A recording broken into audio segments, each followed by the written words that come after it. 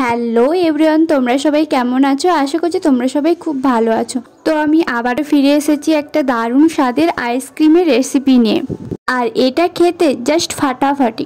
তোমরা বাড়িতে অবশ্যই একবার ট্রাই করো আর ভিডিওটা স্কিপ না করে পুরোটা দেখো। আশা করছি তোমাদের সবার এই ভিডিওটা ভালো লাগবে। তো সবার প্রথমে আমি এখানে আমুল কোম্পানির একটা লুজ দুধের প্যাকেট নিয়ে নিলাম। এই দুধটা একটু গাঢ়, তাই আইসক্রিমের পক্ষে এটা ভালো। এটা আমি একটা পাত্রে নিয়ে নিলাম হাফটা মতো।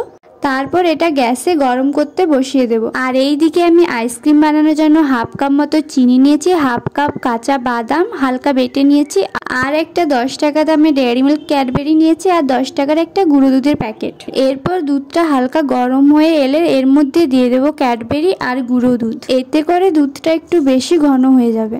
আর সাথে দেব চিনি আর কাঁচা বাদামটা যে বেটে রেখেছিলাম সেটা দিয়ে দেব। তোমরা চাইলে ভাজা বাদাম অ্যাড করতে পারো, বাট কাঁচা বাদামের টেস্টটা একটু বেশি আসে। এরপর দুধটা ভালো করে ফুটোতে দেব, যতক্ষণ না দুধটা হাফ হয়ে আসছে ততক্ষণ পর্যন্ত। ফুটোতে ফুটোতে দেখতে পাবে দুধের কালারটা একটু এইরকম ব্রাউন কালার হয়ে আসছে। তো তখন বুঝতে হবে এটা সম্পূর্ণ রেডি আইসক্রিম বানানোর জন্য। এরপর গ্যাসটা বন্ধ করে কিছুক্ষণের জন্য ঠান্ডা করতে রেখে দেব। দুধের এই মিশ্রণটা একটু ঠান্ডা হয়ে এলে একটা আইস বক্সের মধ্যে ভরে নেব।